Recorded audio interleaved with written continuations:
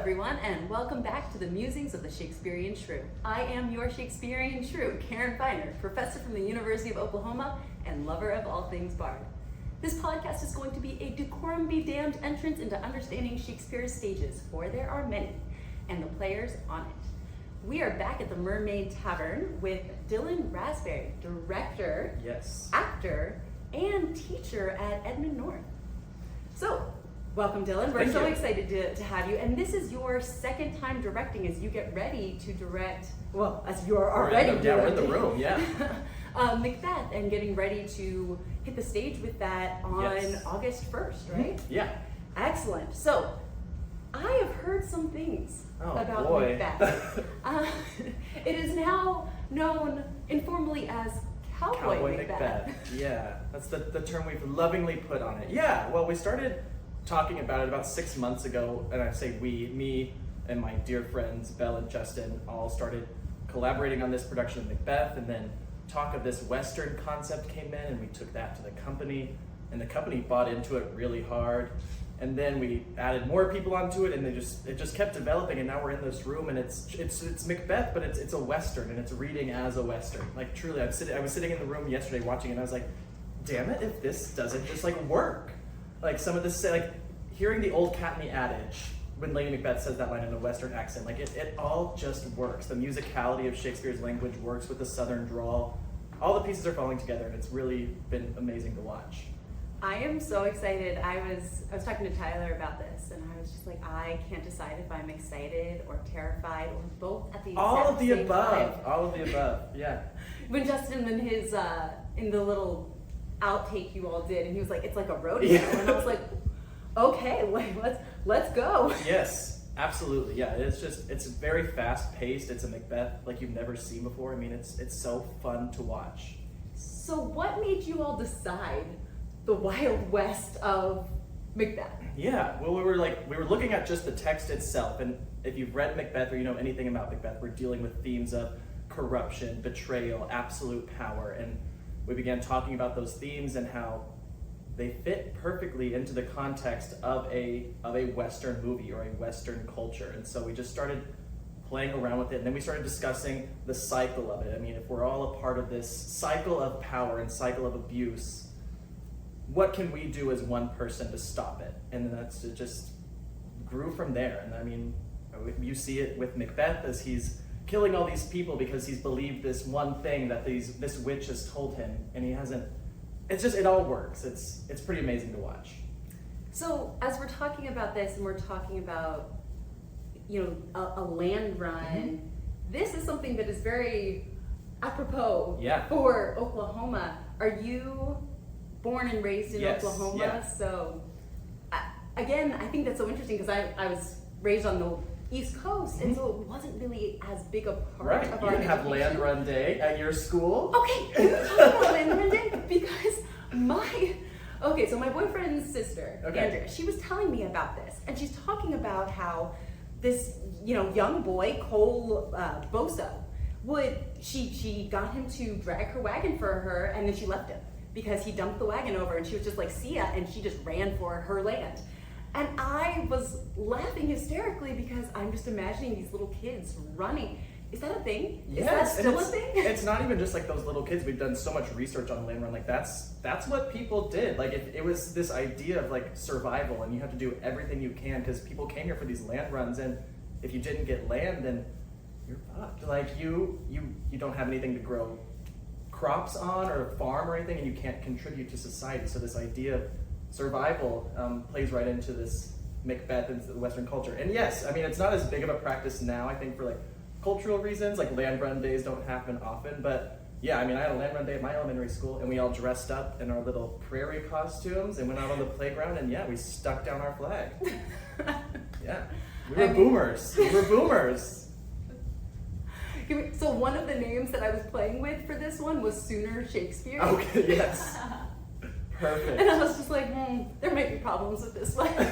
Yeah, we don't need the ties. Right, we need the ties. Yeah. But speaking of that, there are some difficulties there talking about, the land that we're on, the land that we have staked these flags into that is not really ours. Yeah. And so what kind of problems did you come up with or have to deal with as you all were creating this production of Macbeth? Yeah, I mean, absolutely, you're 100% correct. I mean, one of the first questions we ran into with the production team is this idea of indigeneity and indigenous lands. And we have this fantastic dramaturg. Their name is Elise Bear, and they are an indigenous person, and they have been such a value, like a font of knowledge for us to just like pick their brain, and they've kind of pushed us one direction, be like, avoid these things, but lean into these things. So it's all about having the right people on your team and the right people to bounce ideas off of to make sure you're not heading into dicey waters. Dangerous territory. Yes. Here there be sharks. Yeah. So yeah, because I feel like that's one thing that people struggle with a lot. Mm-hmm. I've been doing a lot of touring of other Shakespeare companies around the country, and that's, again, I've got a company that told me we will not do Taming of the Shrew. Right. And I've had another one being like, oh, we are not touching Merchant of Venice. And again, I think that's so interesting because where do we start taking away from what we can discuss when we do this? And at what point do we stop becoming so precious about 400-year-old text?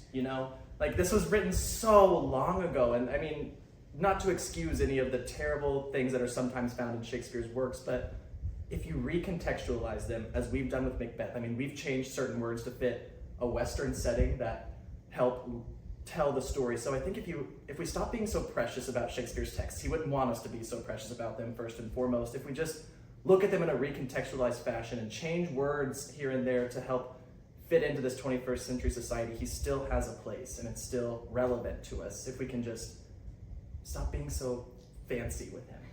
And I think that's a great point because, again, that fancy aspect comes into play. A lot of times with people with Shakespeare, it becomes almost a hero worship. Yes. And they forget that Shakespeare is the ultimate rule breaker. He's just an actor. Yeah.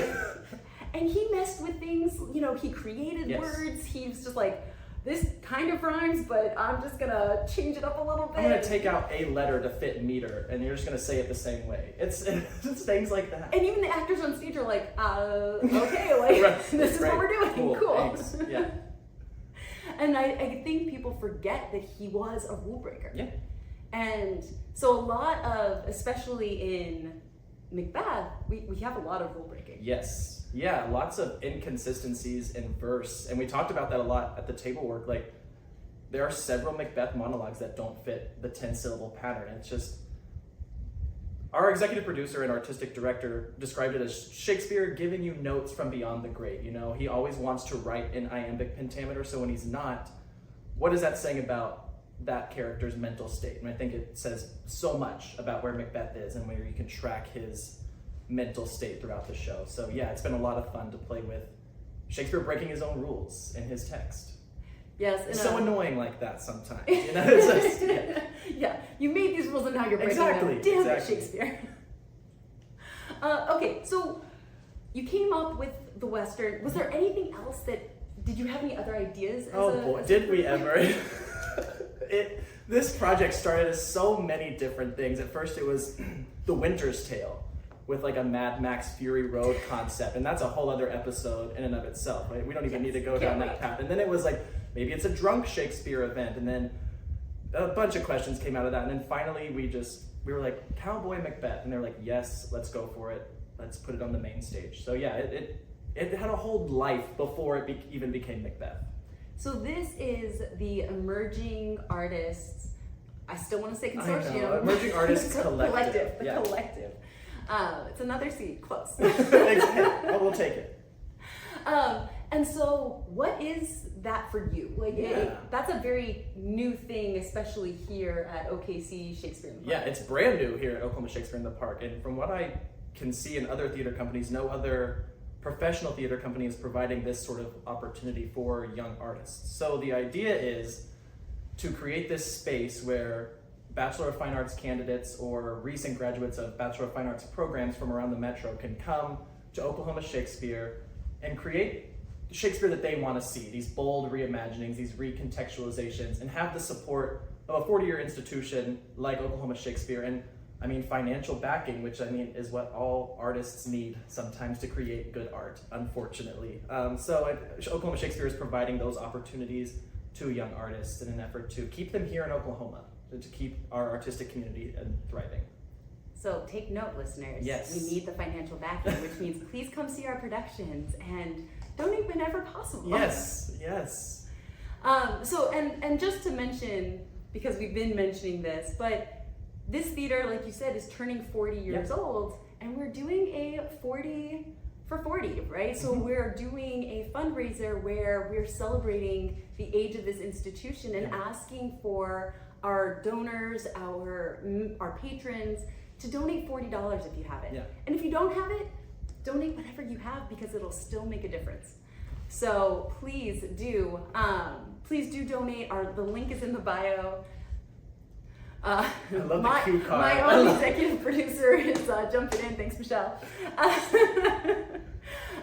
Okay, so one question I do want to know is, you're fairly young, right? This is your first time directing. You're at that stage where when I first started teaching, I take my students to the library and they'd be like, "Where's your professor?" I'd be like, "Oh, I'm right here." Yeah. So I feel like you understand this place.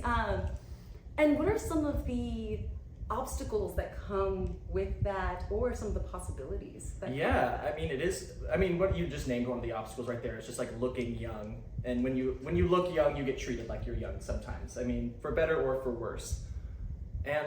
But sometimes I think that's the beauty of it as well. I think young people have something to say and have ideas that are worth exploring, and the fact that we're able to explore these ideas at Oklahoma Shakespeare is just it's a dream come true. So I mean, I think it's just a double-sided coin. You bring fresh ideas, but you also get, like at North my first year, I was walking in the hallway and a student teacher stopped me and was like, "Where's your pass? Where are you headed?" And I was like, "I'm heading to my classroom to go teach a class." So yeah, it's just looking young presents its own set of issues. You're like, "Thank you very much." Thank you very much. Yes, yes. So what was your first experience with Shakespeare? So my first experience in Shakespeare would have been in high school with my English teacher, Mrs. Jocelyn. Shout out English teachers and shout out Mrs. Jocelyn. She was incredible. But my freshman year we did Romeo and Juliet, classic. And you just fall in love right away with just such beautiful language. And then sophomore year is when it really took hold and we read Julius Caesar, which is my favorite text. Just beautiful, beautiful speeches. His use of ethos, pathos, and logos and everything in that show is truly extraordinary. I remember teaching that one in my class, and they were like, "Oh, wait." I was like, "Oh yeah, this was kind of the basis of the Hunger Games." Yeah. What? Yeah. And I was like, "Oh, now you like it." Exactly, right. Yeah, just like the power each of those, all the words in Julius Caesar, it's just they're used for such different reasons, and it's just really cool to watch. It is so interesting because you fell in love with the language, which is where a lot of my students tend to run for the hills. They see the language and they're like, "Wait, this is not English. Thou and thee." This is Old English, or and I'm like, "No, Old English is like German. So we're modern, we're early modern." Yeah, early modern. This isn't Beowulf, right? This is early modern. But so language is a struggle, and like you said, you've taken some change. You've made some changes. I heard castle became homestead. Yeah, castle becomes homestead. Sword becomes steel. Just anything that we can poke in there that still hopefully scans. But if it doesn't always, it's all right. Again, not being too precious with the text. Yeah. And so how do you deal with the obstacle of language for your audience? What are some of the things that you do both as an actor and as a director? I mean, as an actor, it's just knowing what you're saying. It's doing the research beforehand. It's doing the scansion beforehand. So if you don't have a question about what you're saying and you know exactly what you're saying in that scene, the audience should have no problem picking up on it. And that's your job as a director, is to stay on top of them and be like, "What are you saying right there? What are you trying to get out of this other character?" So just making sure everyone's doing their homework and putting all this front-loading work in so the audience can just sit back and enjoy. You never want an audience to just sit there and be like, "What are they saying? What's this scene about? Is this important? Do I need to know this?" No, everyone should know what they're saying before going in. I like this point a lot. And going into that, is there something that you want the audience to take out from Macbeth? Is there anything in mind where you're like, if you walked away with one thing, what would it be? I think it's just this idea that if one person can step out of a cycle that's hurting people and attempt to make a difference, that it is possible for that change to happen. Because if another person sees one person doing it, they can join. It's that West Wing quote where it's like, never doubt that a group of determined people can change the world, because most of the times it's the only thing that ever has. Who's that one character for you in Macbeth? Oh man, how dare you? I think we have a couple of different characters who we've kind of tracked their arcs a little bit. And I think the character of Lennox is really interesting to watch in our production of Macbeth. They have a whole arc where they kind of help Macbeth do his bidding and then sort of switch it up. And then the character of Ross as well is interesting to watch. I think those are two characters who are trying to fight back against the tyranny of Macbeth in our show. That's one of the most interesting things for Macbeth for me is a lot of those smaller characters pack a big punch. Yes. Like Satan, where you're like, oh, wait, it's kind of an Adam and Eve forbidden fruit where it's like, the king is coming. And you're just like, oh, here's our apple. Is Eve/Lady Macbeth gonna take it? Yeah. And she's like, yeah, okay. I will take this, actually. Yes, I will enjoy it. Yeah. But yeah, so you have this temptation and fall based off of this one character that is not even a big character. But yeah, so I always love the smaller characters in Macbeth. Yeah. I mean, and I think actually as I'm saying that, I'm like, that's kind of his thing. Right? Yes, Shakespeare his has a lot smaller of those. characters, no character in Shakespeare can be ignored, especially in his tragedies. Well, and I think it's like what you were just saying with everyone knows what they're doing, everyone has a place and a purpose. Yes, absolutely. And Shakespeare doesn't put a character on there for shiggles. No. Usually he's like, you are doing this. Right. Like, Even the porter, I think, has something to say. I mean, like, it's just, yes, we're laughing, but he's bringing up these points of, if I were guarding hell and all these, you're absolutely right. Every comedic character, side character has something to state. Oh, we were talking about that in episode 2, right? The porter, which is one of my favorite scenes, where he's guarding the gates of hell. He's hungover and he's like, knock. Damn it. Jeez Louise. It's early. Come on. I've been drinking all night. Go away. So yeah, it's one of those where it resonates. 2024, we're like, we get it. Felt. Yes. But also, it's so layered. It's so layered as we're talking about the equivocator, and we're thinking about all that's happened after the gunpowder plot, and absolutely, So these words come out, these ideas come out, and you're like, oh, it's the 11th century.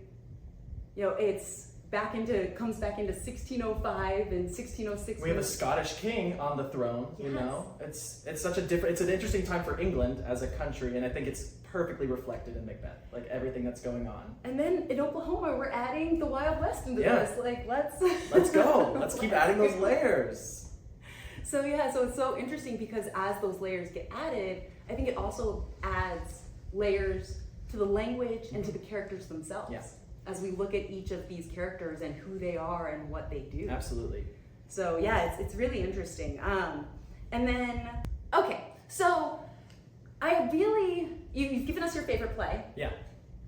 What is your favorite line? Do you have a favorite character? You can give me one or the other or both. Yeah. So I found, we were running scenes yesterday and I found this line, I don't even remember who, I think Malcolm says it to Ross in our second act, but Malcolm says, good God, betimes remove the means that make us strangers. And it's just like, and that it's just like a classic greeting, but if you think about it, like, I think about everything in terms of theater and how theater can like change the world, and I see theater as this like way to like remove the means that make us strangers for one another. So I think, going back to your question earlier, if there's something I want audiences to take away, like remove those means that make us strangers to one another, like connect, continue to have these discussions outside of the theater. The conversation doesn't have to end with the curtain call. Take it out there. So I think favorite line, that's kind of one I'm stuck with right now. Favorite character, I am gonna go back to Mark Antony from Caesar. Just so complex, such beautiful speeches, just what a meaty role. Just such beautiful, beautiful language. Yes, and it's interesting because, gender is already complex in Shakespeare because no women were up on that stage. Right.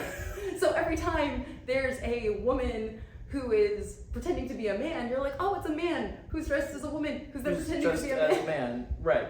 You're like, okay. Which changes how you see like Rosalind and Viola and all these like iconic women characters. Yeah. And then you have Macbeth, where gender and manhood becomes such a central part to it. And I was like, oh, and your line, yes. Yes. Right? And, you know, we're gonna, in the next episode, we're gonna talk to Lady Macbeth. But I just think it's so interesting, that idea of masculinity, what it means to be a man, what it means for a female like Lady Macbeth to say, unsex me here, right? Yes, yeah. And again, we see these rules, these boundaries in society that Shakespeare's like, nope, we're out. Like, let's break some of these down. But what do you think about it? Like, especially for Macbeth, I always think gender is so interesting because there's some mixed messages in this one.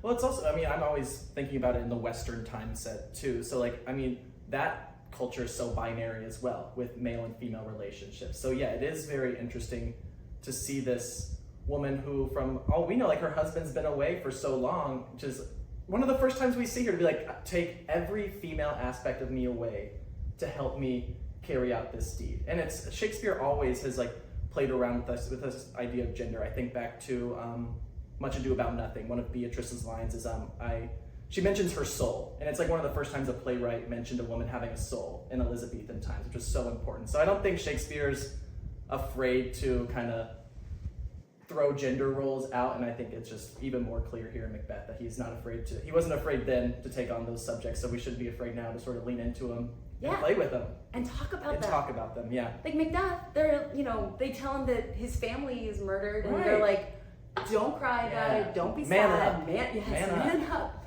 And he's like, you know, I'm also going to feel like a man. Like, I'm going to have feelings. And you're like, oh, wait, what year was this? 1606, and we still have to write for Shakespeare. You know, like, there's an artsy line. I must feel it like a man. Like, oh my God, this guy. But props though. But yes, absolutely. And it is a beautiful moment. And yeah, to be like, he lost his whole family. Like, why would you be like, oh, come on. Use it to, you know, get your rage on. Rub some nerd in it. We got things to do. No, he let him feel his feelings. Yeah, absolutely. But yeah, so I mean, that's just one of those that I like, because then with Macbeth and Lady Macbeth, one of the things that people find so evil about her is that she's like, you know, suck it up, be a man, you know, do what you need to do to get what you want. Yes. Not to mention all the S's she uses in her language and the snake the sibilants. Yeah. Ooh. Yep, it's all there. It is all there. And then also the fact that, you know, not only does she say unsex me here, which we're like, oh, wow, okay, like, we're just gonna, you know, get rid of all the gender aspects. She then talks about the fact that she's had a child. And she would rather kill that baby again or go through that again than to keep experiencing the life she's living. Right, and so we're just like, huh. And it's so, I think it's so offensive to us in a sense, because when we think of women, we think of that maternal aspect. And so Shakespeare's like, nope, no, we're taking that away. And we don't know, you know, she becomes this monster. A shell of her former self. I mean, both of them by the second act. Like, they don't even recognize who they are. She loses her mind. I think to an extent, he loses his. And yeah, they don't even recognize themselves. And I think the worst part is that they don't recognize each other. Yep. And it's such a beauty, because, you know, it starts out as one of Shakespeare's best relationships. Yes. My greatest partner in success. Like, I mean, this beautiful things they're saying to each other. Yes, and you're like, this is a relationship, and then all of a sudden you're like, oh. You want to root for them so hard, and they just make it so difficult. It's like, please do the right thing. And then you see the breakdown of communication, where she's like, Tony. He's like, no, not going to tell you what's going on. Be innocent of the knowledge. Exactly. Yeah, you don't need to know. And everything falls apart. And we're like, men, take note. Communicate with your significant others. Yes, always.